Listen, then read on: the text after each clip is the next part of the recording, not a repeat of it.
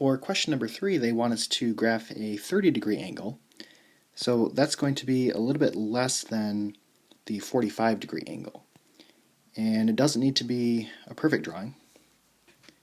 So that's pretty good. A 180-degree angle, this is going to be twice that of a 90-degree angle. So it's actually going to be a straight line, or a straight angle. So if you ever hear the expression, my life took a complete 180, that means that you're going in one direction, and now you're going in the complete opposite direction. So the angles can be mapped on the coordinate plane. So this would be the first 90 degrees, then the second 90 degrees to get to the 180, then add another 90 degrees to get to 270, and then if you add one more 90 degrees, you get to 360 degrees, which is a complete revolution.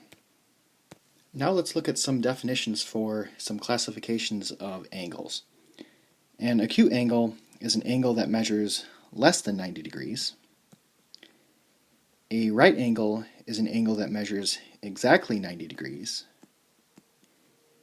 An obtuse angle is an angle that measures greater than 90 degrees. A straight angle is an angle that measures exactly 180 degrees. So that was number 4. Now, complementary angles, these are two angles that add up to be 90 degrees. Supplementary angles are two angles that add up to be 180 degrees. And then lastly, vertical angles are two angles opposite each other that have the same measure. So if you have two lines that cross, then this forms vertical angles. So these two angles would be equal, they would be the same. And then these two angles would be the same.